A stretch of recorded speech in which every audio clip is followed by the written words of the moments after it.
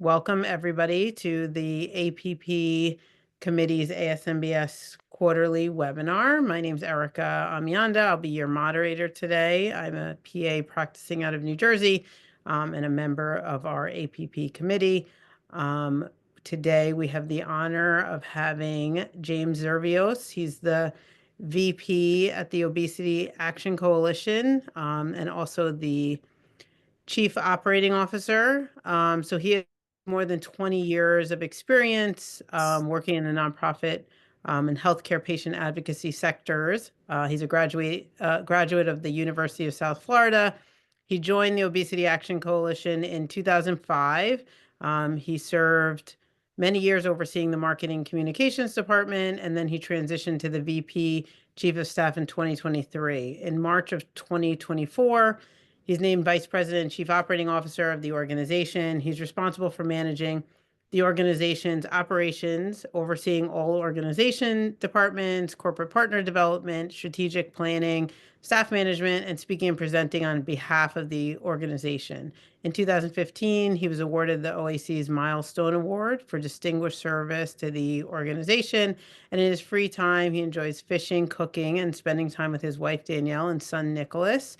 And tonight we have the pleasure of hearing him discuss weight stigma and how we can address it to better patient care.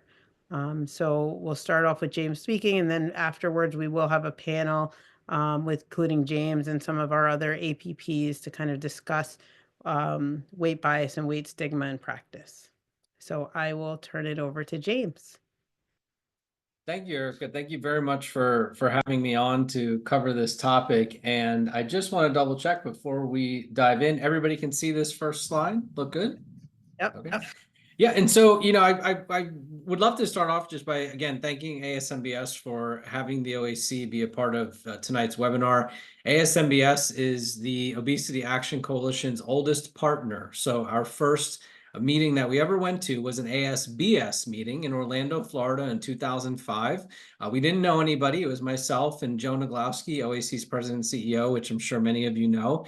And we've had the pleasure now over the past more than 20 years of working with ASMBS, and a lot of you all are members of the organization as well, so we thank you for that. And I was very excited tonight to even see that Pam Davis was a part of this panel. Pam is a personal friend of mine, but also former chair of the organization and helped shape much of the OAC as her time as chair. And so with that, I'll dig right in and talk about understanding weight bias and weight stigma. And so this is a topic that's very near and dear to my heart.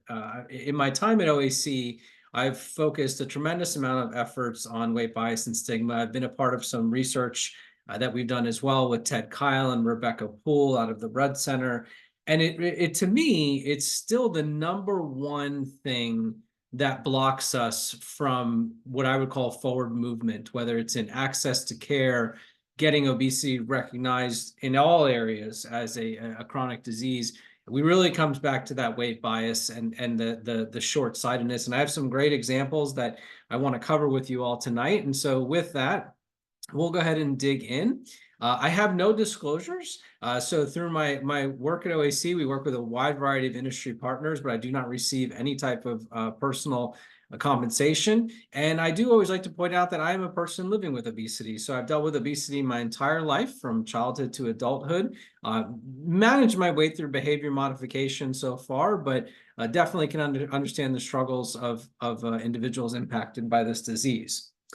So outline and objectives for tonight. We want to talk about weight bias and stigma in a couple different ways. We want to define it. We want to talk about recognizing examples of it, understanding the consequences, and then what can we do about this? And many of you may be noticing down in the bottom right-hand corner of the slides, we have the OAC logo and then the Stop Weight Bias logo as well. Some of you might be saying, well, what is Stop Weight Bias? And so this is a campaign that OAC launched in 2020 to really focus on weight bias and put up different types of tangible actions that people can do to help eradicate it and essentially stop it. And we'll talk a little bit more about that as we dig in tonight. So how do we define weight bias and stigma? So we define it as unfair and negative devaluation, prejudice, or discrimination about or against an individual or a group based on body weight or size. Now, oftentimes I find that stigma and bias are used interchangeably. We do have separate definitions here where we talk a little bit more about stigma as social disapproval and stereotypes based on negative and unfair beliefs and mindsets, when then weight bias, distorted treatment and outcomes that lack objectivity in actions, policies, and decisions. So we'll dig a little bit more into that and kind of give some examples. When we talk about weight bias and stigma, and we say, what are some of the examples of these? There's explicit, which is intentional or conscious, and implicit, which is unintentional or unconscious. Through much of the research that OAC has done throughout the past 20 years, we've found that overall explicit bias seems to be on a downward trend. However, implicit bias continues to trend upward. In the public setting, we talk about the social perceptions of it. So in the media, and we have some great examples of how we work with the media and chipping away at weight bias. The internalized part of it, so the interpersonal relationships, a lot of the self-blame. And then our social units, work teams, friends, circles, families, a little bit more of those interpersonal relationships with family members and loved ones as well.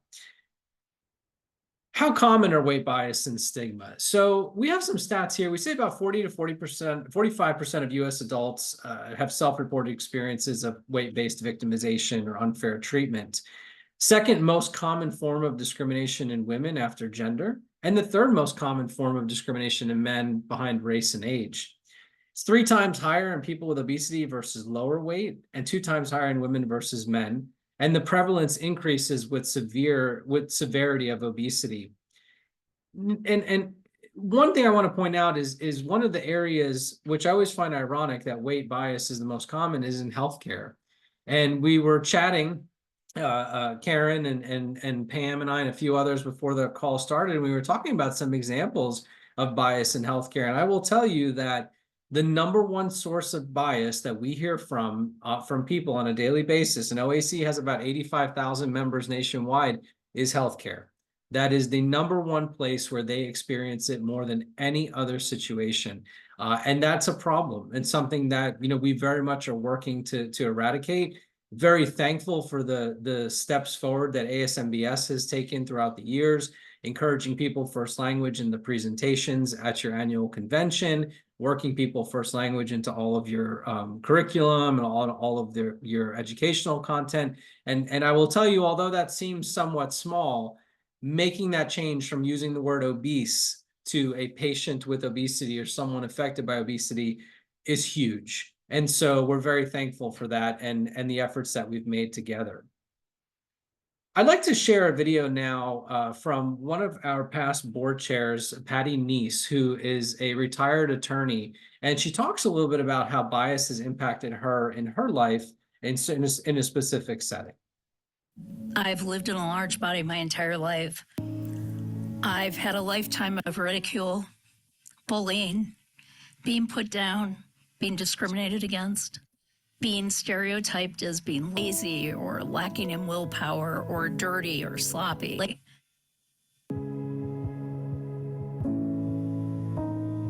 Diet after diet after diet. All that shame and blame that I got, I turned it inward. I became my own worst bully.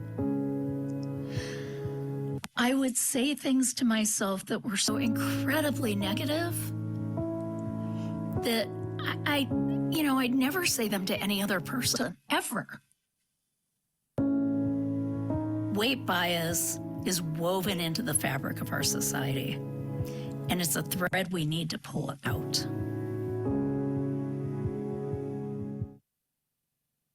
So what you see there was a vignette that we actually did with Patty and a few other members of the OAC for the Stop Weight Bias campaign. Patty speaks a lot on weight bias, and this is an example. She talked about that internalization of it is something that we find very common with OAC members. And it's just been after years and years and years of being targeted for their weight, they've now internalized it. And so we do a lot of work to talk about how do we unravel that, if you will. How do we help people with the internalization of weight bias? We often hear from members that they don't feel worthy. They don't feel worthy of treatment. They don't feel that they deserve treatment because they essentially did this to themselves, right? I mean, that's what they've been told, is that they put the weight on, they should be able to take it off. And so this is something that we fight each and every day. Why are weight bias and stigma important? Well, opinions influence judgment. They contribute to unfair treatment. They lead to withdrawal as a coping mechanism, and they impair resilience and recovery. We're going to dig a little bit more into that now as we start to talk about some examples of weight bias and stigma. So how are weight bias and stigma expressed? They can be through ideas and actions or words and images.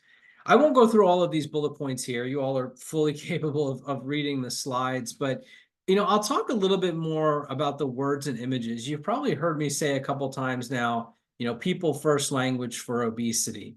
And I've again, had the pleasure of advocating for OAC for over 2 decades. And I cannot tell you the amount of times that I've had this conversation of verbal usage of the word obese and how it's not appropriate.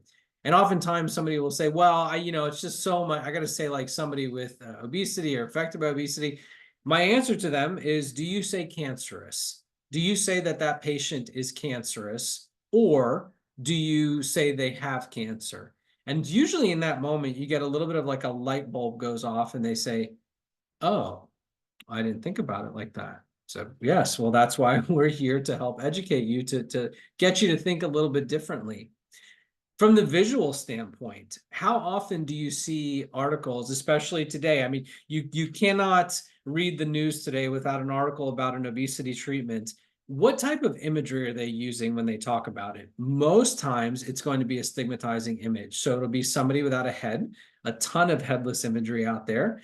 The picture will focus on the buttocks or a belly shot or kind of the side of the body. I encourage you to Google any other disease and click on news and see what articles come up and see what the imagery is about. If there's an article about breast cancer, usually it's a picture of a full person from top to bottom, and it's showing them in a positive light, whereas imagery for obesity is often in a negative light. And so these are just a couple of the ways that we really, really focus on highlighting weight bias, especially in the media. A couple more examples I'll share is I was just talking to a member today and literally earlier this morning, and they said, I'm on a dating app and I can't tell you the amount of people that will match with me. And they'll say, hi, I know I matched with you, but you really need to lose some weight.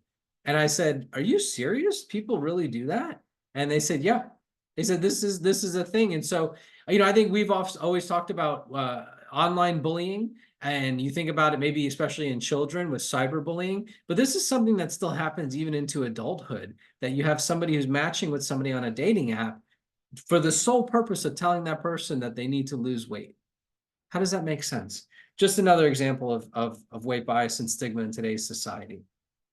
What are some of the common stereotypes when it comes to weight bias and stigma? So people with obesity are often thought of as lazy, gluttonous, sloppy, incompetent, unmotivated, lacking willpower, lacking self-discipline, non-compliant with treatment, personally to blame for their weight. This is something that we've seen, again, especially in the healthcare population. We did have one member come to us and they said they were going to get their blood pressure taken. And the nurse said, you'll have to excuse me, I have to go get the big boy cuff.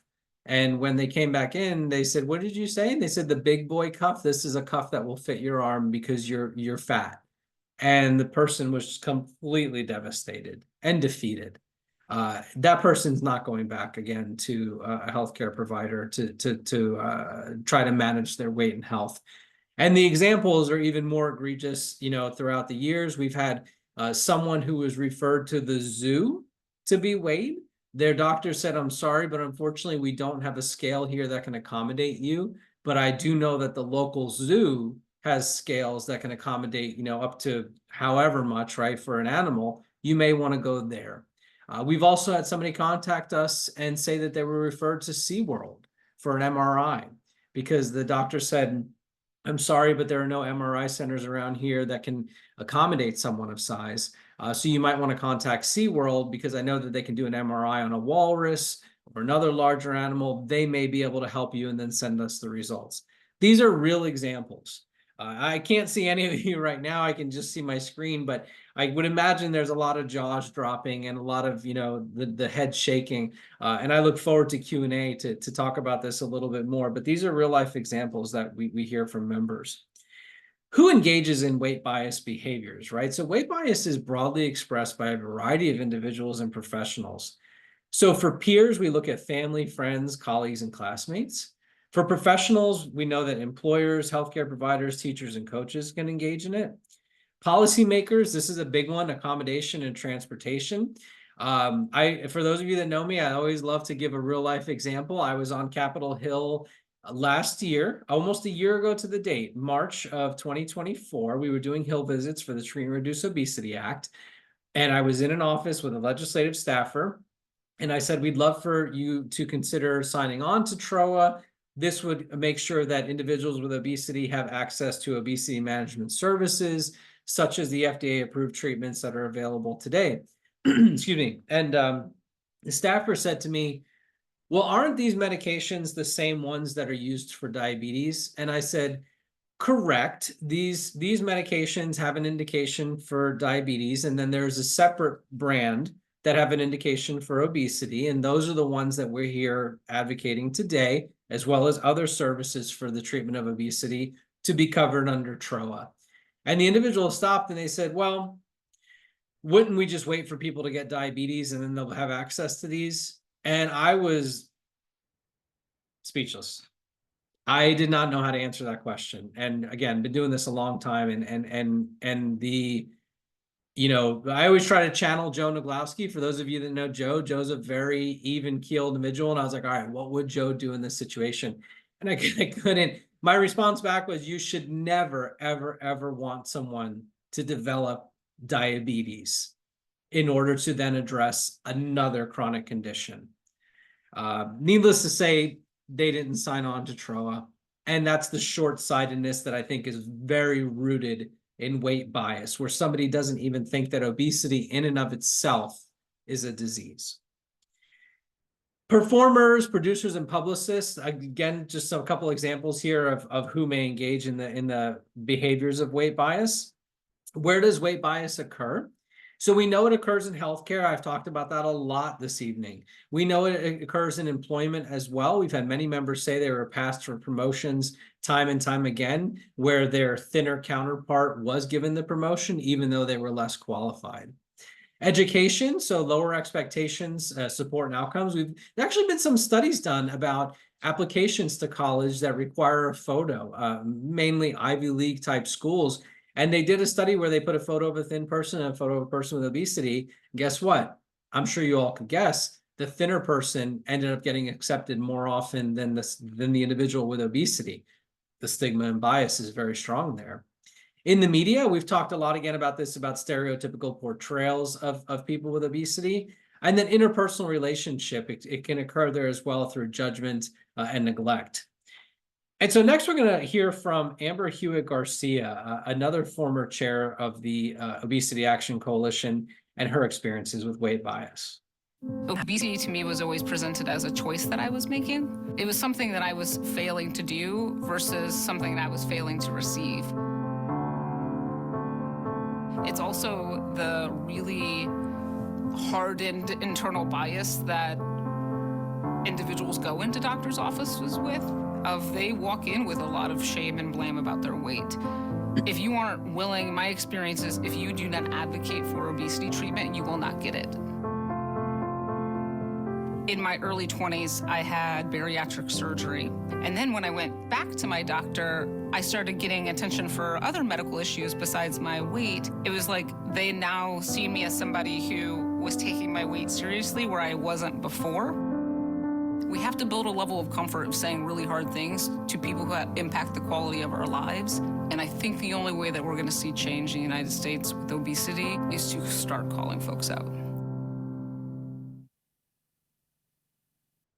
Perfect segue to talk about weight bias in healthcare, as Amber echoed in that vignette. You've heard me say this a lot, and I realize I'm talking to many healthcare professionals tonight, but my ask of you all is you can lead by example, right? Like ASMBS does it right. You guys know what to do. You're not perpetuating the bias and stigma. So what can we do about that? So we know that healthcare setting is where people often report bias. This is physicians, nurses, dietitians, and many others. Nurses reported the following feelings about patients with obesity. So 31% prefer not to care for someone with obesity. 12% don't even want to touch someone with obesity. 24% said patients with obesity repulsed them. Physicians reported the following about their patients with increasing obesity severity: having less patience for, less respect for, and less desire to help someone with obesity, and seeing patients with obesity as a waste of their time. I mean, is it any wonder that someone dealing with this disease, going into a healthcare setting and experiencing what they are, they're not going to go back. They're not going to go back. The cycle of weight will only increase and get worse when they're facing this type of bias and stigma. So some examples of bias in healthcare: less care provided, denial of coverage, reluctance to perform treatments, procedures, reluctance to address weight, less discussion time spent with patients, blaming patients for their weight and even their children's weight as well, less respect and empathy for higher body weight patients. For patients, poor communication and follow-up adherence and less trust in the provider. They will avoid or delay healthcare services altogether or change providers, and the outcomes worsen as well. The healthcare part of tonight's talk is extremely important, and I've emphasized this so much, but it's really where that conversation is meant to take place, in a safe space, so that people can feel comfortable talking about their weight and having that conversation with their provider. But I think you've seen very clearly that that's extremely difficult when you're not speaking to the right type of provider, someone who's been trained in obesity treatment. And unfortunately, those names are so few and far between, that when you think about the options that people have when it comes to treating their weight and going to a primary care provider, it's sort of like the deck is stacked against them before the conversation has even started, right? And so again, I think that's where you all can come in, and I look forward to some questions around that, as well as what you all can be doing to help. Weight bias in employment. So job candidates and employees with obesity are ranked as less qualified, expected to be less successful, less likely to be hired, compensated with lower wages, 14.6% lower wages in women with obesity versus without, more than 10%. Seen as possessing less leadership potential, offered less training and professional development, provided with fewer opportunities for advancement, and more likely to face disciplinary actions or wrongful terminations. Weight bias and stigma in the media. So 72% of media images and 65% of videos negatively portray people with obesity. The media portrayals of people with obesity are often underrepresented. They're unfair and stereotypically negative. They're often portrayed as unattractive, unhappy, unhealthy, sedentary, having poor eating habits, gross bodily functions, aggressive, evil, or cruel, fewer positive social and romantic interactions. And this includes entertainment, news media, television, film, and print. You can see some examples down here of how people with obesity are portrayed, especially in pop culture. I actually said to a coworker one time, I said, do you ever notice a lot of the villains in cartoons have obesity? They're larger than the hero. And we said, yeah, this is true, you know? And so just kind of thinking about that for a moment, from the standpoint of how we're shaping a child's mind into thinking that the bad person, the evil person, the sneaky person is someone with obesity. It's someone living in a larger body. Weight bias and stigma in the media is extremely prevalent. Again, do any type of a Google search for an article that wrote out today on obesity. Tell me what type of imagery you find. The OAC has participated in many different efforts to try to eradicate bias in the media. Every year we go to the Association of Healthcare Journalists meeting. And I had a great interaction with a gentleman who was a reporter, and he was reading the People First Language pledge that ASMBS supports. And he said, no, I'm not going to call somebody or say somebody has obesity. I'm just going to say obese. I used the cancerous example. And the gentleman said to me, I'm going to go eat lunch and I'm going to come back and let you know what I think. And I thought, great, I'm like riddled with anticipation, waiting for you to come back and hound me more about why you don't believe this is serious. And he came back and he said, I don't know that I agree 100%, but I'm not going to use the word obese anymore. And I said, hey, listen, that's all I can ask of you. That's my goal in being here. So think about that when you hear somebody say the word obese. Just stop for a second and say, hey, you know what? So it's actually, we should be saying with obesity or has obesity. Obese is very dehumanizing, and it really kind of just gets rid of the person and sort of makes them their disease instead of separating the two. And I think the cancerous example always seems to get folks if they push back a little bit. Weight bias and stigma in relationships. So teasing, bullying, excluding, avoiding, shaming, blaming. Weight stigma that individuals experience can become internalized, causing a negative self-judgment, self-directed blame, shame, and bias. 18 to 20% of the general population and 52% of the adult population with obesity have experienced it. Most vulnerable are white women, younger adults, higher BMI and weight, lower education and income. Poor expectations and treatment can contribute to feelings of poor self-worth as well.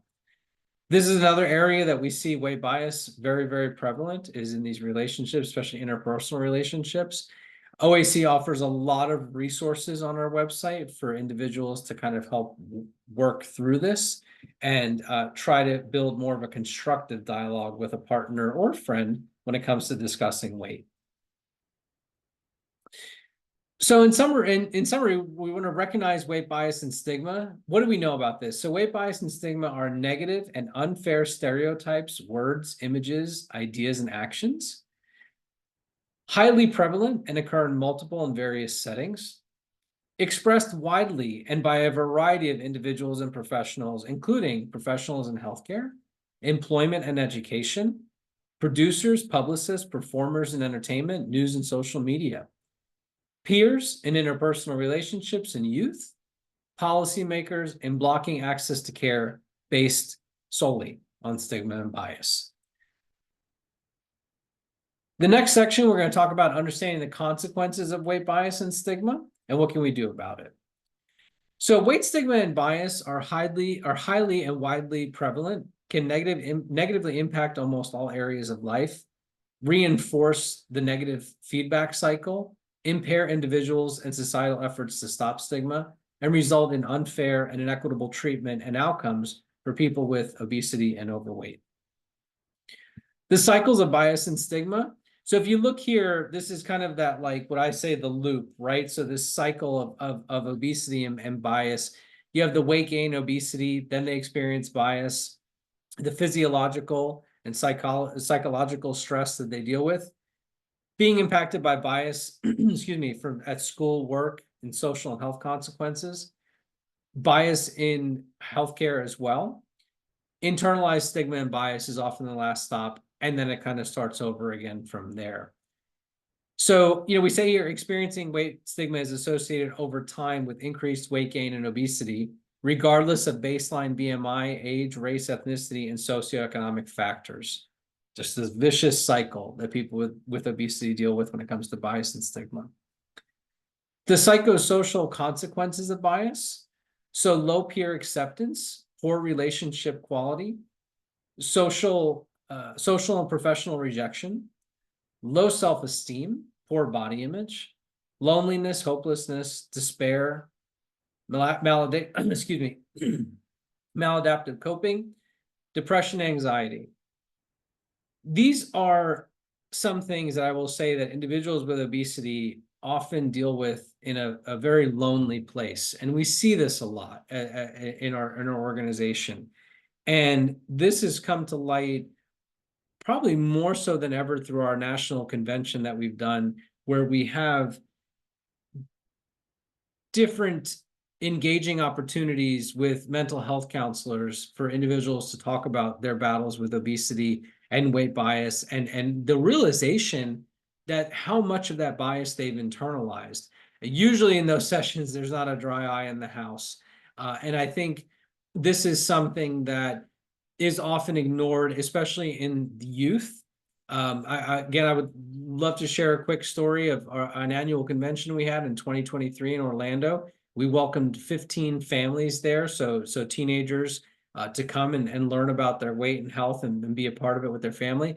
And one young man stood up in the back and said, I've been bullied and stigmatized by my weight for my weight for as long as I can remember. And I have wanted to take my life on many occasions. And if it wasn't for my mom, who was sitting right next to him, I wouldn't be here today. And everybody in that ballroom lost it because of the raw story of a young man standing there who's openly telling us he does not want to live anymore, did not want to live anymore because of how much bullying and teasing and bias that he has dealt with. And I think the young man might have been somewhere around 16, 17 years old. Think about that for a second. The biologic health consequences of weight bias. So elevated stress hormones, less effective disease management, more advanced and poorly treated health conditions, worse health outcomes, and quality of life.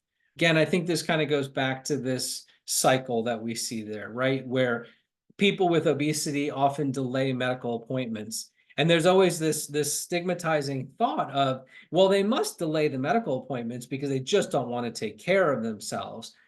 Actually, that couldn't be further from the truth. The reason is they don't want to deal with the bias and stigma. We actually talked to people and said, tell us about the moment you walk into a healthcare setting. How does that actually impact you as someone with obesity? And they said, well, I walk in, first thing I do is I look around the waiting room and I see if there's a chair that I think can support me. If there is, wonderful. If not, I know I have to stand. Then we go and we get weighed.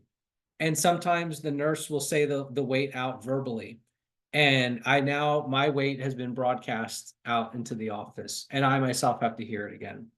Then going into the exam room, do they have an exam gown that fits someone of size? Do they have a blood pressure cuff that can accommodate someone of size?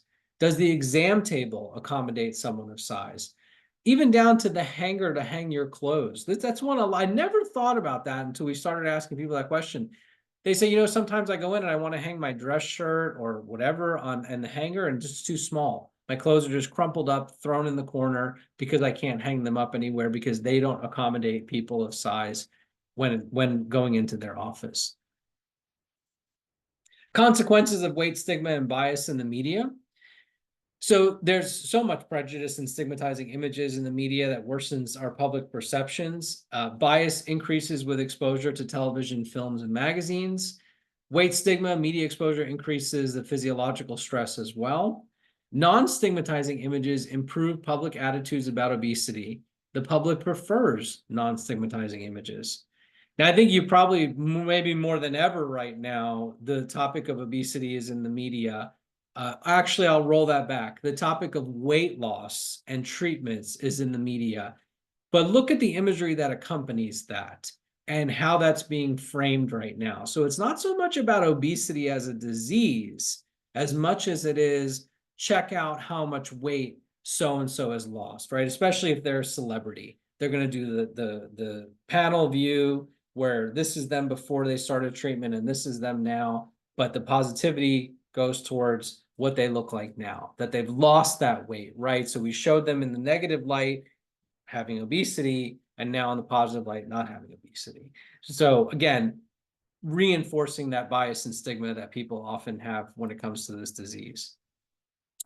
Consequences of weight stigma and bias in policy. So we've seen stigma be very influential in housing, transportation, public spaces, healthcare, professional, and even office spaces. Only one state and 7 cities have banned weight-based discrimination. OAC, along with ASMBS, the Obesity Society, the Obesity Medicine Association, and many others have advocated for years for legislation, to combat weight bias and stigma at the state level, to have protections in place for people. I will tell you, it is a massive uphill battle. that it takes so many resources to even move a fraction of an inch, which is why you see on this slide only 1 state and 7 cities have banned weight-based discrimination.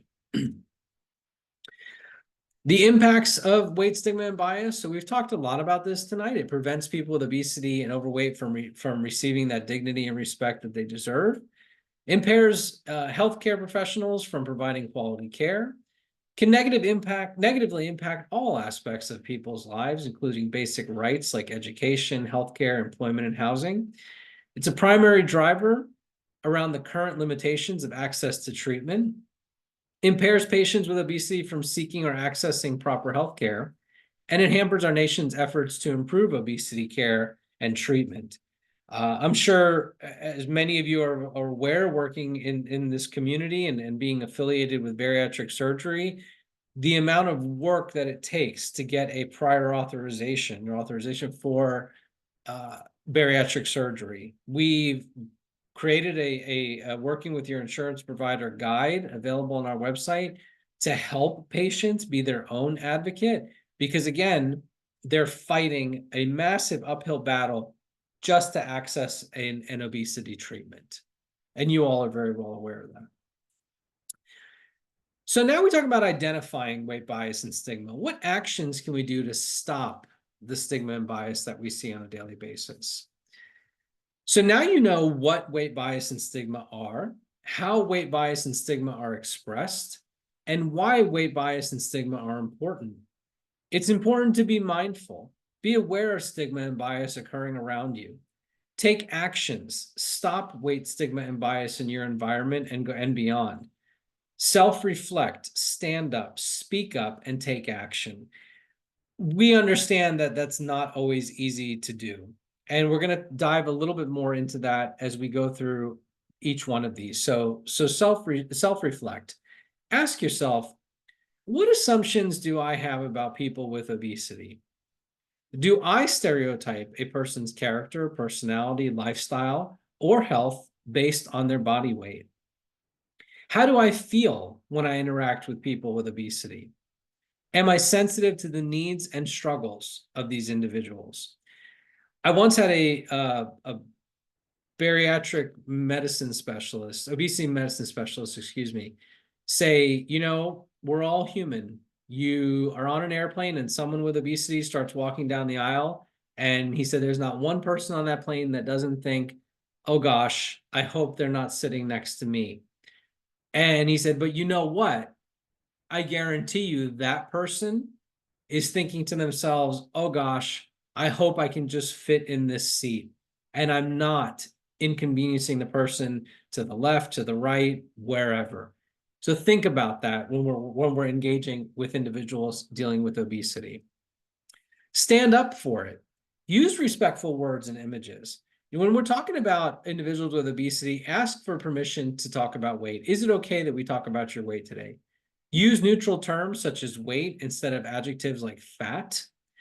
Consider asking, what words do you prefer, or excuse me, what words do you prefer to use about this topic? Use people first language. We've talked about this at great length this evening, talking about adults with obesity and not obese adults. Avoid language that places blame or causes shame. Emphasize achievable health and lifestyle goals rather than weight. From an imagery standpoint, when using images, choose images with positive and respectful portrayals. We actually offer a free image gallery on the OAC's website and our Stop Weight Bias campaign. These images are completely free to use. So if you're developing educational collateral, you're doing a presentation, you're building slides, anything like that, you can use these images free of charge. And I just want to really drive home the stand-up portion of it for a moment, because that's not always an easy thing to do. This space in treatment is expanding more than I've seen it expand in the past, 15, 16 years right now. And there are a ton of companies coming into this space. And we do what I consider a very good job of educating them. I just was on a call last week with a company that's coming into the obesity space, and they said, James, at the end of the day, we just want to help fat people. And I had to stop for a second. I was like, oh boy, where do I start with this one? And I said, listen, I thank you for that passion and dedication, but I do have to point out that it's inappropriate to use words like fat people. Now, OEC believes that an individual with obesity, if they want to call themselves fat, that's not our place to correct somebody if they're talking about that to themselves. But from a organizational standpoint, a business standpoint, that's not appropriate.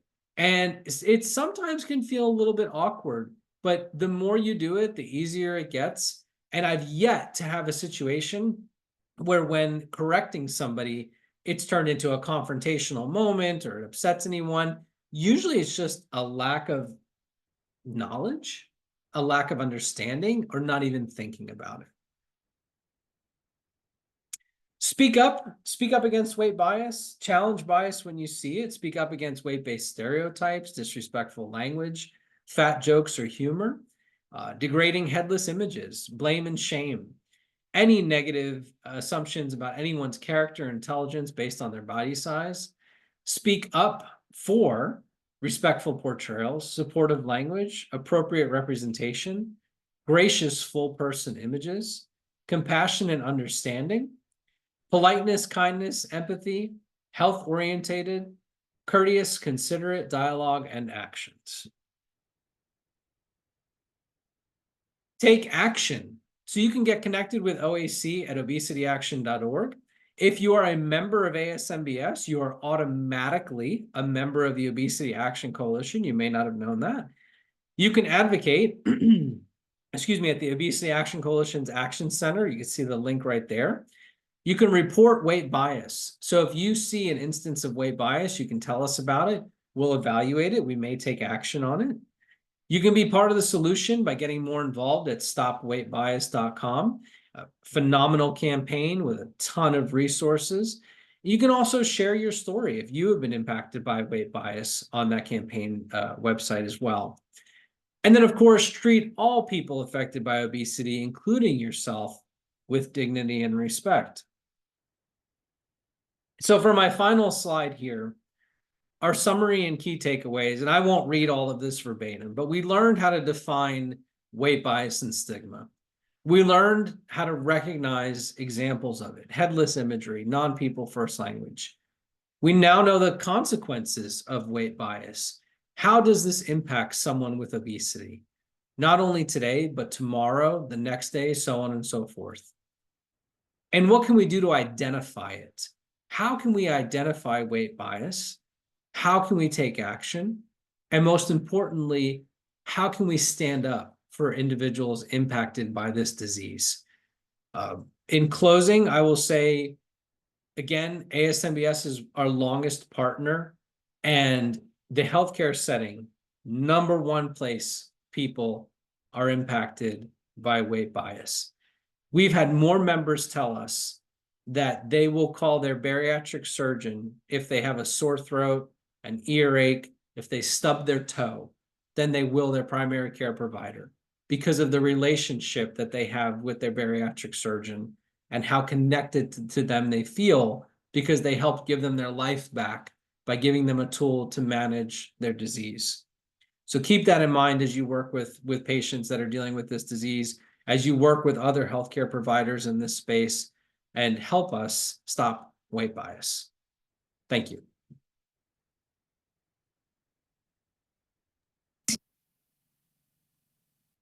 Well, James, thank you for that amazing talk. I think that, you know, it's consistently timely, the topic, but I think that, you know, even myself, I think I was one of the people whose mouths were dropping open at some of those stories, because I think it's still just, you know, shocking to hear about. So I was going to discuss some questions with you and the panel, just making sure there's no questions in the chat here as of yet. So I want to just introduce some of our panelists who are also kind of going to participate in our Q&A. You know, we've had, you know, all of the people on the panel are healthcare providers and, take care of patients with obesity, who have both also, personally expressed experience, with this subject. So I think that they're going to bring some really great light to it. So Pam Davis, she's a certified bariatric nurse. She's her MBA. She's been a nurse for over 30 years, 20 of which has been focused on obesity and metabolic health. She's the past chairman of the Obesity Action Coalition, as James mentioned. She's also received the ASMBS Circle of Excellence Award. She currently serves as the bariatric program director at the Springfield Clinic in Springfield, Illinois. And her passion is ensuring access to obesity care for all who seek it. And, anyone who is just in the community has probably heard Pam's name, or, she's touched your education in some way. We also have Karen Flanders, who's a member of the ASMBS APP committee as well. Karen, has been taking care of patients with obesity since 2000. She works up at Mass General in Boston, Massachusetts. And she very humbly did not include her many, many accolades. I think as soon as I've been practicing in bariatrics for probably about almost my entire career, so about 12 years, and I've always known Karen's name. She's always been at the forefront for all, the certified bariatric nurses and the APPs, and really pushing forward.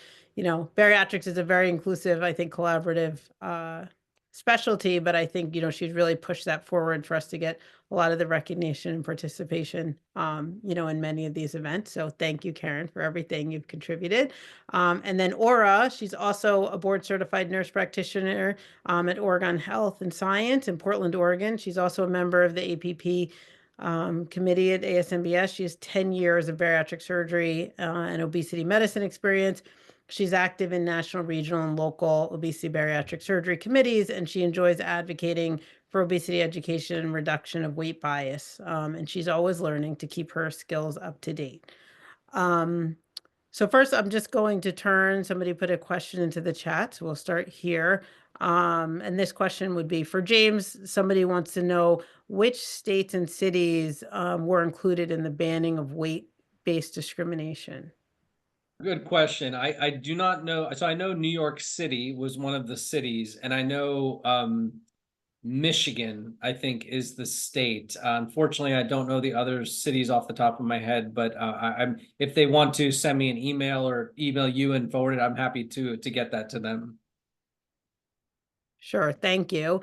And another thing, James, is that I know that they were in the talks, of which will be posted, but if you could just maybe mention one more time of where people can get appropriate images and media for their presentations. Sure. The Stop Weight Bias campaign, so stopweightbias.com is the official website for the campaign. And up in the top right, under resources, you'll see there's image gallery, fact sheets, PSAs.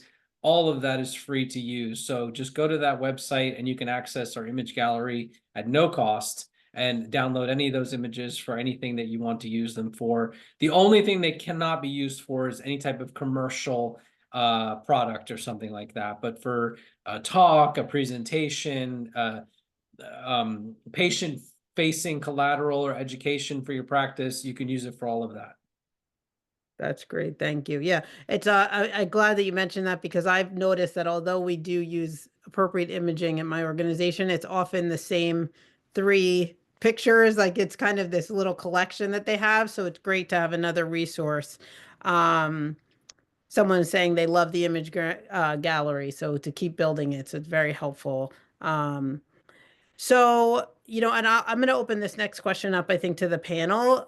Someone has asked, how do you deal with the backlash that can be received for correcting someone of their bias? So, if you're advocating and, using some of those examples we talked about, what do you do if you get a negative reaction? Like, has that happened to any of you? Does anyone jump in? Should I call on you? I don't think I've had any negative impact from anybody in regards to that. I'll tell you a quick little story. Not too long ago, we had a fellow doing a presentation, And he was presenting on the patients, and he kept referring to them as being morbidly obese. And we're like, oh dear, that's not how we talk about this. And so our solution to that, my colleague actually sent me a message, and I thought, you know what? I'm going to address this with the medical director, and she can take it from there and talk to this physician and at that level and let them talk about it amongst themselves. He's from a different country, not that it's an excuse, but I find sometimes they use that terminology a lot more in some of the other countries. So I left it to her to help us out with that.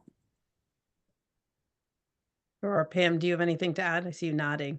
Yeah, so I had shared with you all earlier, it's not always, well, frequently it's healthcare providers that we're having to kind of call out, for lack of a better phrase, of the verbiage they're using, or, you know, comments that may be made, but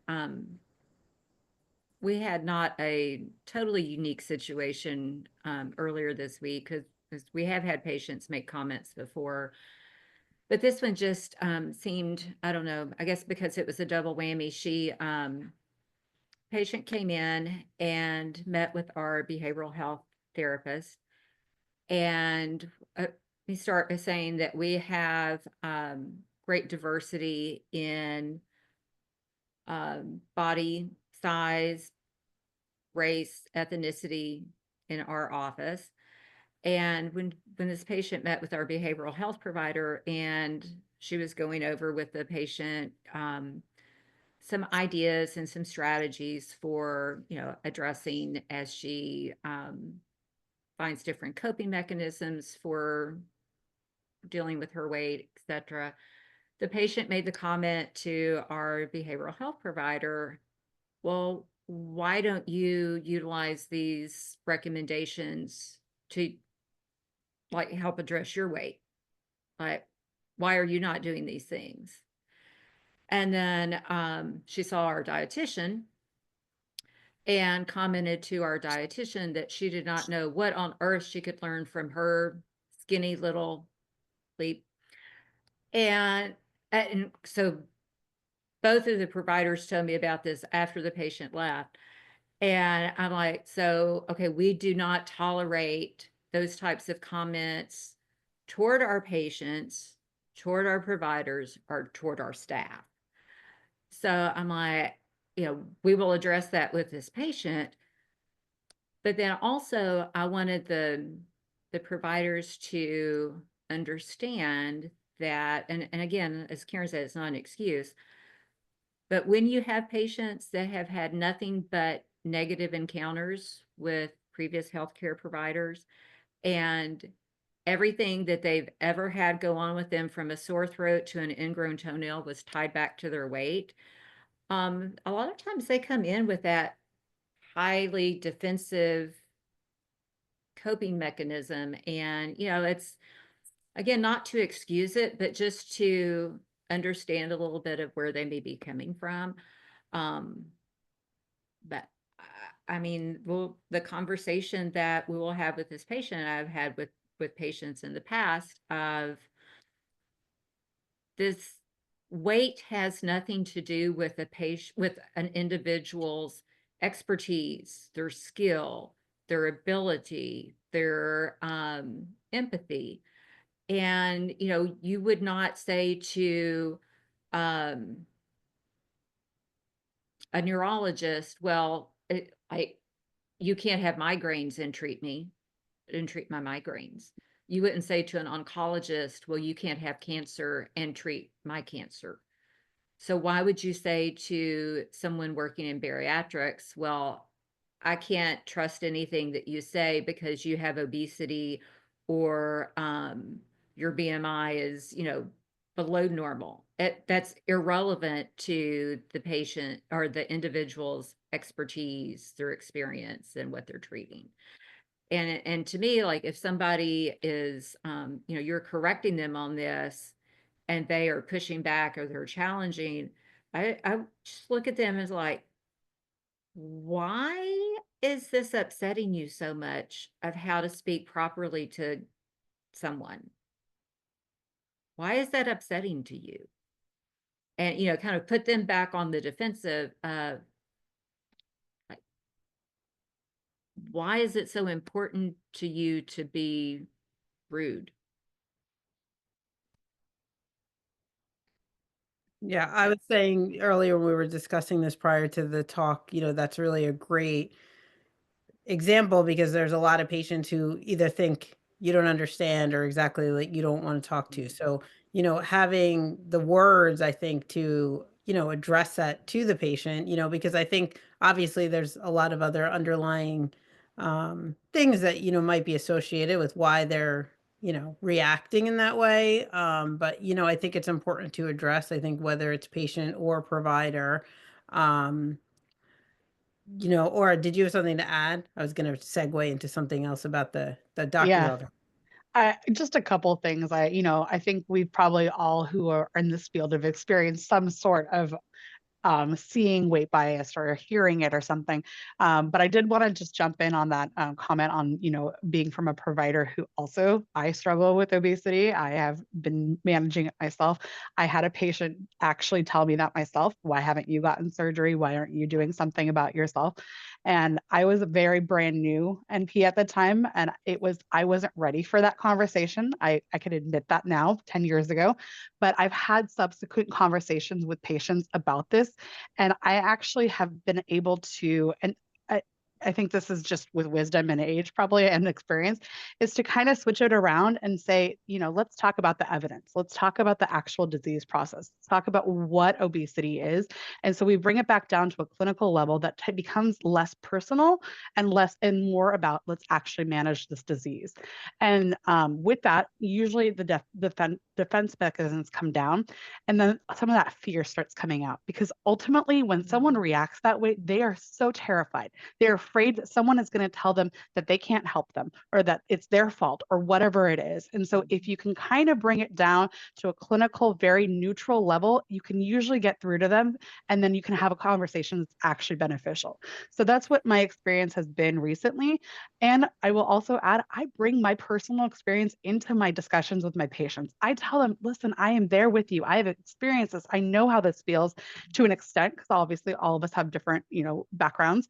But I also feel like that brings down the conversation too. So it really does depend on the reaction of the patient. But if we bring it down to a neutral level, you usually can get much farther with them.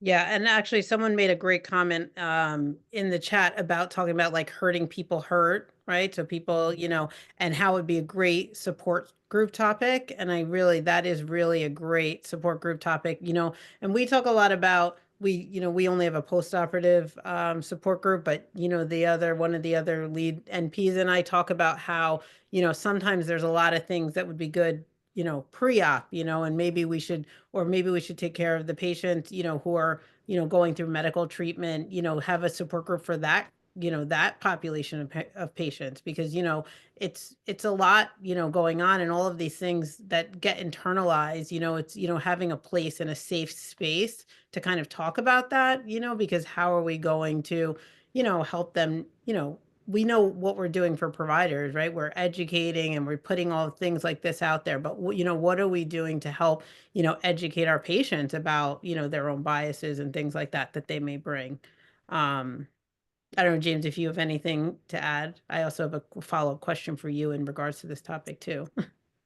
No, I think Pam and Aura summed it up perfectly. I think if you catch me on a day where it's the morning and I'm not tired, I would give Aura's example. And if you catch me on a day where I'm annoyed and it's late in the day, I'm going to give Pam's example. Like if somebody becomes visibly annoyed or upset because I'm correcting them about stigmatizing a population of more than 100 million Americans, I'm going to try for a minute or two, but then at a certain point, if they're not willing to change, I'm just going to say, well, that's, that's that. I mean, I did what I could, and I tried to educate you on this topic. And I think I would, it's what I tried to echo in the presentation tonight. Like, so if I do that and you do that and you do that and you do that and everybody watching, they're going to take the hint at a certain point that this is not appropriate for them to do anymore. And so I do, and I think Karen brought up a good point too of kind of relaying it to that like level on level, because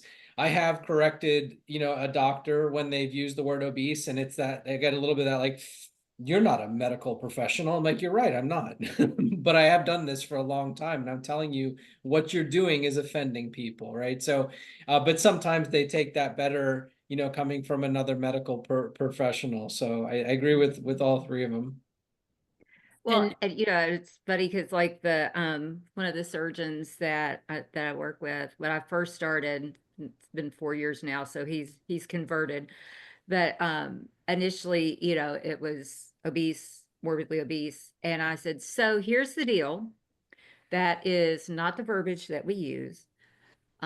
It's person with obesity, people with obesity. And I said, I'm going to, every time I hear you say that, I'm going to tug on your lab coat on your sleeve. And that's going to be the reminder, you know. And I said, so until you get tired of me being like a gnat tugging on your coat every time, it's just how it's going to work. That's your cue. And he didn't think I would do it. James, you know, I can be an annoying pest. So, and it's like now, you know, like we brought new providers in, and that's something that, you know, we talk about at the interview stage of the type of language that we use and is acceptable and not. But it's just like, you don't have to call every person out every time. You know, you have to pick your battles. But definitely what you were saying about how to address all the different things, the slides and the like, just so many things we can address. And James, as someone, you know, I've advocated on Capitol Hill, so I know that sometimes is a tough job, not about obesity, but about some other things. You know, somebody had asked about, you know, when they do say, you know, they go into a provider's office and they're, you know, just saying, oh, you know, you don't have, you know, the correct chairs or something like that, where you're pointing something out and they just give you the blank stare with no acknowledgement. So any suggestions of how to, like, what the next step of that conversation is? If, you know, because I get it, you can say it and then, you know, they just don't acknowledge you at all. And, you know, if you want to push further, you know, any suggestions on maybe some approaches people can use? Yeah, so in the healthcare setting, I think it very much depends on the healthcare system in which you are engaging, right? Like, there are some systems that I personally go to for healthcare that that's like the doctor's office, and they're paying the insurance on the building, and they're worried about whether or not the trees are touching the roof. Like, that's a different situation. Maybe try and talk to the office manager or something like that, versus some health systems I engage with, they're massive corporate companies, right? Where it's a building of 500 people in it. And I think you can go on their website, you can look for contacts, you can look for, sometimes they have their public relations contacts on there, and you can say, hey, you know, you as a PR contact, you are maintaining the credibility of this organization and or health system. I was in this facility. It does not offer accommodations for people of size. You know, you on OAC's website, you can actually find out how many people in your state have obesity through our state fact sheets. You could say 60% of the population in my state are dealing with this disease, yet your office offered no accommodations in order to help me as a patient feel more comfortable to come in and address my weight. And then, you know, always lean back on OAC as a resource.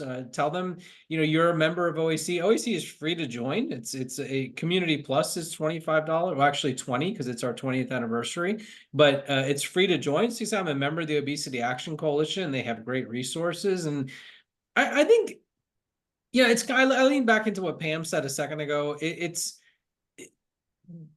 Most times people are not going to react with this like visceral reaction if you point out something like this. I could count on one hand maybe how many times that's happened, and it hasn't been more than 2 or 3. So a lot of times it's just pointing out things to people that maybe they haven't thought of yet.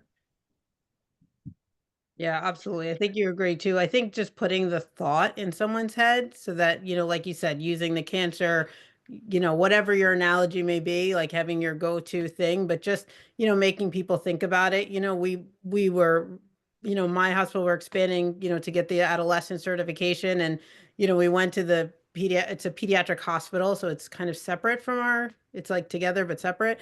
And, so they went to put toilet supports in the pediatric floor, and they said, okay, like we did 3 rooms, because they expect our volume to be so low. And I said, we're not just really talking about our patients, right? Like we're talking about all the patients that you take care of and their parents, and that you don't have, we're realizing you don't have the accommodations for everybody who might walk into the door, and I think that was, us kind of surveying what their environment was really brought a lot of things to attention to the leadership there. And I thought it was a great opportunity where, we said, the surgeons participating, we said, like, this is our opportunity to push them to do all of the things that they need to do, right? And link it to this accreditation. And, so that really kind of, helped push it along the way.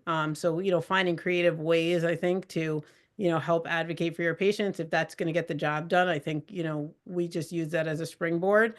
Um, Someone else was asking about, going back to the behavioral health evaluations, talking about the behavioral health evaluation preoperatively for bariatric surgery. So it's a universal requirement. We all know every insurer, everyone's asked it. And, there are some validating reasons I think that they want it. But, when someone gets diagnosed with breast cancer, we're not asking for that same evaluation before surgery. So, they kind of just open-ended kind of what is everyone's take on that. I would say personally, I understand the, looking for other kind of eating disorders, but I don't know what the panel kind of thinks about, that still being an integral part of, our pre-op evaluation. I don't know, James, if Well, you want to go first this time, or Pam. I can tell you, I'm 100% supportive of having it when it's someone that is trained and educated in why they're doing the evaluation. Yeah, I'll just say yes to what Pam said. I'm not a medical professional, so I'm not familiar. I'm familiar with the evaluation, but Pam hit the nail on the head, right? So it's kind of like when someone with obesity goes in a healthcare setting and they say that the doctor came in and told them you're fat or you have obesity, and they're sitting there and like, you didn't think I knew that I had obesity? You didn't think I knew my weight was a problem? Like, I mean, this is not the first time I'm hearing this, right? Like, so and to Pam's point, it is a valuable tool if it's used in the right way. Yeah, I'm not troubled by those evaluations, because I do think there's a lot of information we get for it, and it's not just because they're obese, they have obesity, they're affected by obesity. It's also for their safety and identifying some things that could be a problem for them afterwards. And case in point, look at transplants. Transplants go through a pretty comprehensive, I know things are a little bit different, but they go through a pretty comprehensive evaluation as well, including social work, psychologists, to evaluate them. So I do see a lot of value in it, in making it safer for our patients. I second that. I mean, if I actually tell a lot of my new consultation patients, if I could ask one thing of them to do, is to get a therapist or psychologist or some sort of mental health provider after surgery, because I feel like there's so much body dysmorphia that's already done preoperatively and postoperatively. It becomes even worse for some patients, not everybody, but I really do feel like the mental health aspect is huge. I spend a lot of my time talking to patients about the mental health postoperatively. So even if the beginning, the first initial evaluation doesn't seem like, oh, it's going to be super helpful, I think it's giving them a taste of, hey, things are going to change and we need to be aware of this. So I just think it's invaluable to me. I just think it's really, really important. Yeah, and I agree. I'll echo what Karen says personally about the safety. I've definitely gotten some letters for a patient saying, patient is clear. It's a 1 paragraph, like, patient is cleared, by their personal, psychiatrists and psychologists, which when they have a relationship with someone, we often don't use the people who, really know what kind of comprehensive evaluation. But, our office did develop, like a sample kind of, this is what, our behavioral health people provide, and like, this is what we're asking of you. So, there are some, providers where we say, like, we're happy to have somebody who specializes in, evaluating these patients before surgery, if they don't feel comfortable doing all the types of evaluations which is why the whole purpose that it was, initiated. Someone asked about, talking about social determinants of health. So, we know we talk about all of that, like improving overall health. Does the Obesity Action Coalition have any, government policies that they focus on, or, recommendations that like members should focus on, to kind of help, with advocating for our patients? Yeah, so I mean, last year we were active. I think we had 40, we were active in 48 states with legislation on the state level, and then of course TROA on the federal level. Last year was very much a fight in keeping treatment, protecting treatment, increasing access to treatment. We encourage all of our members to get involved in all of that type of work. I did see somebody in the chat ask about a quick update on TROA. And so, the Treat and Reduce Obesity Act, at the end of last year, former President Biden did include the obesity treatment coverage in CMS. And so we had an open comment period up until January, I want to say 26th, 27th, I think was the deadline for comments on that. And we had, out of all the comments, I think it was like 30,000 total comments, 8,000 comments had the word obesity in them. So an unbelievable turnout advocating for that. And so we're still working on that right now. And we're trying to figure out where does the Treat and Reduce Obesity Act fit within that as well. One other question about advocating is, I know we're coming up on, National Obesity Care Week, right? It's the week of March 3rd. So if everyone, if you're not aware, right, they're aligned. So we're trying to everybody celebrate, and bring advocacy during that week. So, I know some of the things you can do, like write letters to your, local papers, et cetera, things like that, letters to the editor. Are there resources, that people can use to, kind of have templates and ideas to springboard off of, what we could do, locally to advocate for our patients? Sure. So Obesity Care Week is, as you said, March 3rd through the 7th, I think. ASMBS is one of the founding champions of it. So we've worked together on this now for, oh gosh, maybe close to the past 10 years since it's been around. And so for this year, we'll have a wide variety of advocacy actions that people can take part in during that week. As far as templates, everything is pretty much created for you when you go to that website and you do the actions. I saw somebody pasted it here in the chat. Those will be live the week of the 3rd, so not quite yet, but to go there now, you can sign up for alerts. If you sign up for Obesity Care Week alerts, or you sign the Commit to Care pledge, in fact, I would kindly ask all of you on here tonight, go to Obesity Care Week's website and sign the Commit to Care pledge. You will get all of the information. All of the templates will be sent to you for you to take action on, and a lot more. And so forward it on as well. If you can share it on your social media, we greatly appreciate that in getting the word out. Again, ASMBS has been a part of this since day one for Obesity Care Week. So we're very thankful for your participation. And does any of the other panelists have any examples of things that, they've done locally or nationally, regionally about, advocacy that they want to share? I mean, I know we do, we do a walk from obesity in our region. And, one of the things I think that was really helpful for us is, kind of, I live in northern New Jersey, which is right out of New York City.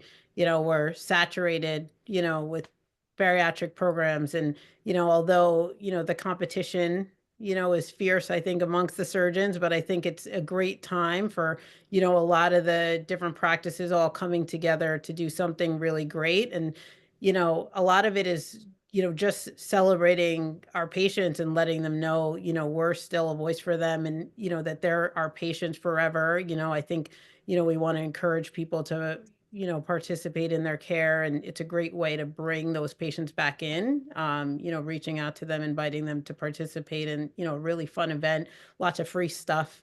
So it's a lot of work. So that partnering with your, regional programs and other hospital systems, I think really lightens the load. But, I think it's another great thing. You can choose what time of year you do it, and all the, proceeds go to the TRIO Foundation, formerly ASMBS Foundation, for you guys, if anyone's interested in doing something like that. So one other thing that that you can do is as you have new patients coming in, and like we have a little goodie bag that we give all of our new patients, has our berry book and vitamin samples and all those good things in it, but also is to include information on becoming an OAC member and how that is free for the patients and what all they are receiving as a part of that. And we always explain it as, you may not be comfortable reaching out to your insurer or a legislator, but there are folks who are comfortable doing that on your behalf. And by you joining the organization, that means that we represent that many more people. We're able to, instead of saying we represent 20,000 people when we're on the Hill, we can say we represent 100,000 people. And, the more people, the more the ears perk up and the more people that will take your meetings and everything. So it's something that they can do, and they get a lot of reward for not a lot of effort until they're comfortable doing more and doing more. And then also just tying back to, what resources, and I want to make sure we mention this before we, finish up, is, one of the questions was what resources, does the OAC have for patients who are trying to advocate for themselves, like an insurance? I don't know, I know you guys have a robust, resources, but if you kind of just want to talk about what's available for them. Yes, and that, forgive me, I've been pasting links in here and I just realized that they are not going to everyone, they're just going to the panelists. So that does nothing for everyone who's on there. Fix that for you. So let me do everyone. So this first link here, this is Obesity Care Week's main website right there, where you can sign up to commit to care.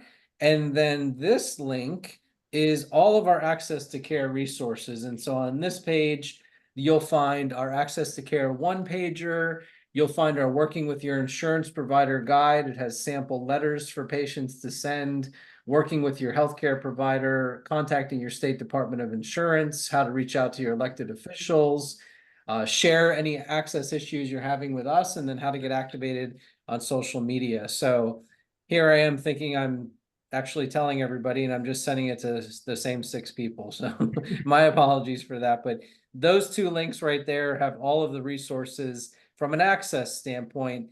And I really do want to echo what Pam said too about, getting your patients involved in OAC.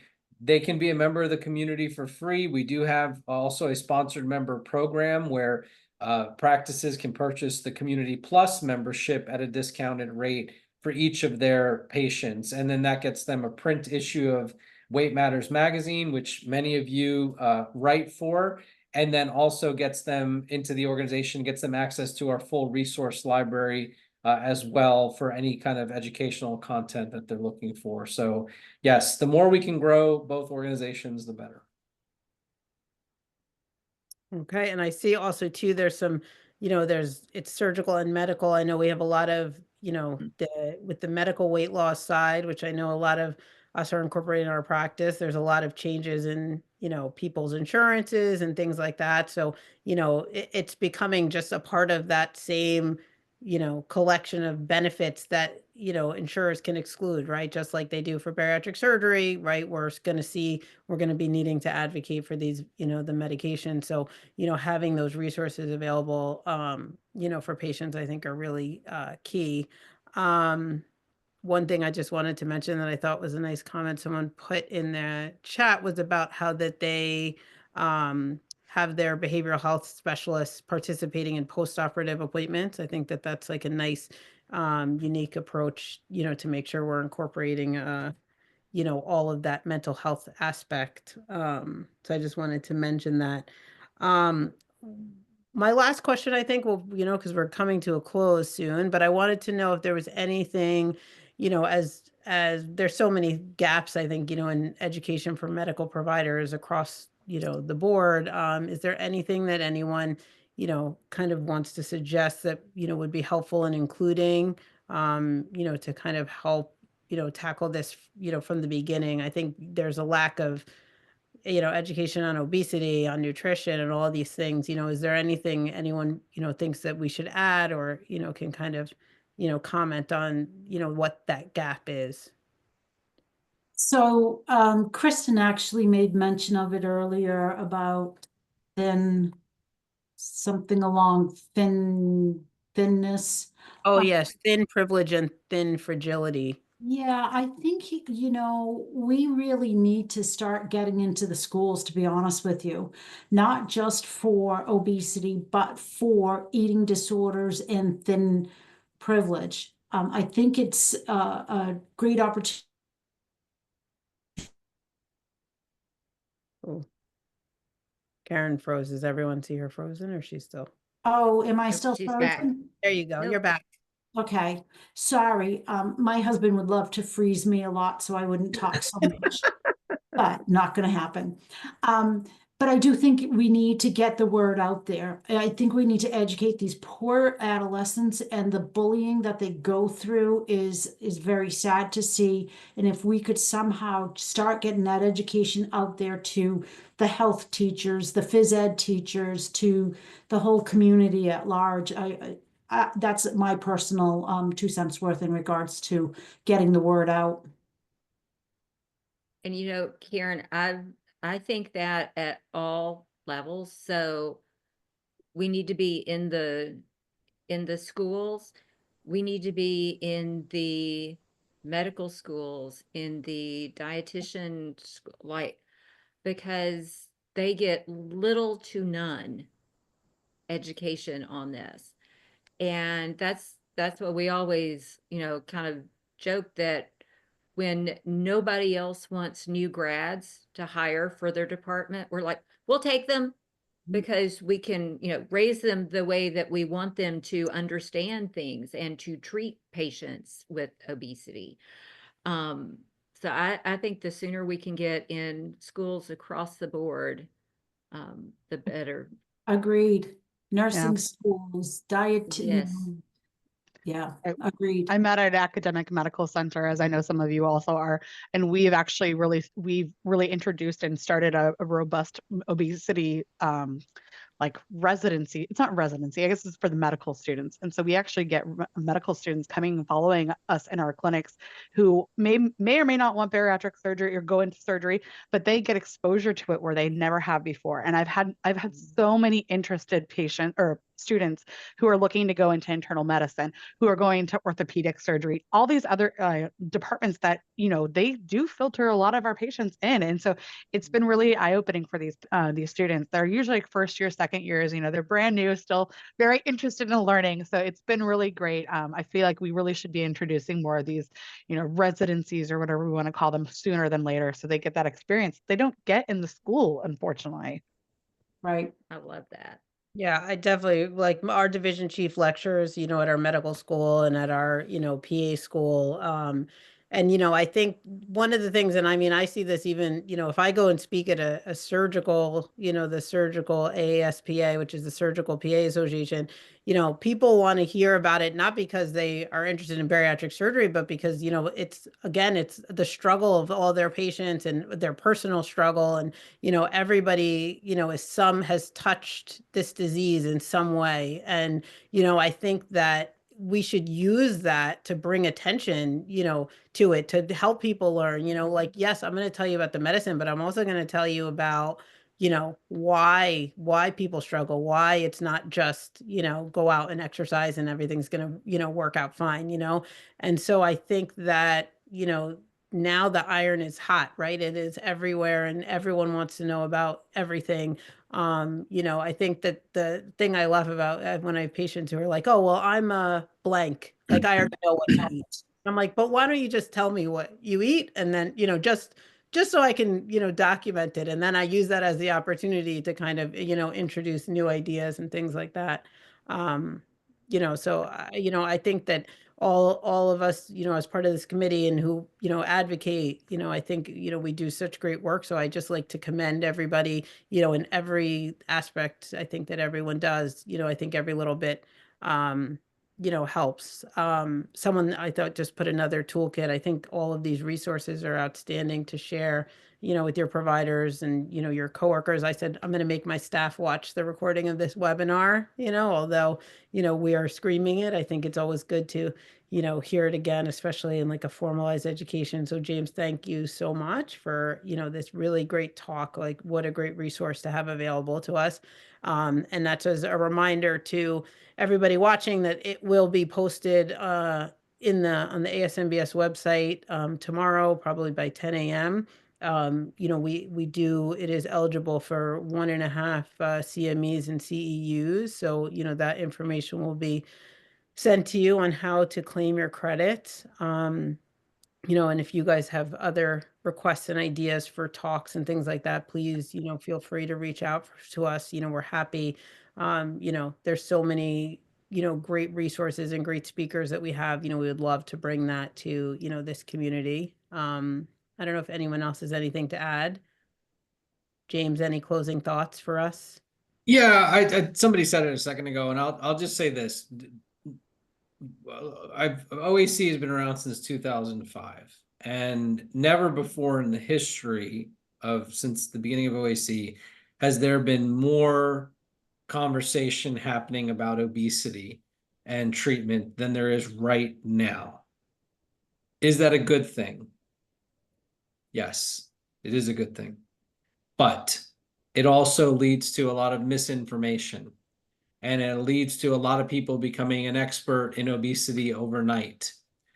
And, you know, a whole host of other topics like compounding and everything that, you know, with 3 minutes left, we're not going to get into. But I do think it's very important that organizations like OAC and ASMBS that have a very long-standing credibility in this space continue to own it and continue to get out in front and educate people. We are about to launch a whole new program called Thrive Together, where we're welcoming young adults dealing with obesity into OAC and really build out that part of the organization much more than ever before. Working with medical schools, sharing the patient story, sharing the patient journey. All of you on this, you know, webinar tonight, if you're not in the obesity care providers locator, obesitycareproviders.com, you got to get in it. It's free to be listed. So if your surgeon's not in it, get your surgeon listed, get listed in it, and just be a part of it. But again, there's so much talk about obesity right now. I think it's probably more important than ever before that we're making sure the right information is getting talked about. And so, you know, that's where I think we come in as organizations. And thank you for having me tonight. Great job. Thank you, James. Thank you. You to And thank you to the panel too. Yes. Very good. Sharing all your experiences, you know, I think it's, you know, great to also for everyone to hear, you know, how we all approach it. Everyone has different experiences and different methods. And I think it just makes everybody stronger, you know, by hearing all of these different viewpoints. So thank you. There's lots of thank yous coming out, I think, in the chat. Appreciate that. So thank you, everybody. Well, on that, thank you for inviting me to be on the panel. Yes, absolutely. You know, Pam's a great resource. You know, I think, you know, all of your experience, I think the many years of experience too brings a lot of new ideas. So, you know, for those newer APPs or providers who are watching now, you know, feel free to reach out to all of us. Well, and then Thank you all. Yeah, Thank you. Have a good night. Have a good night. Thanks, Good you night, too. everyone. Thank you, everybody.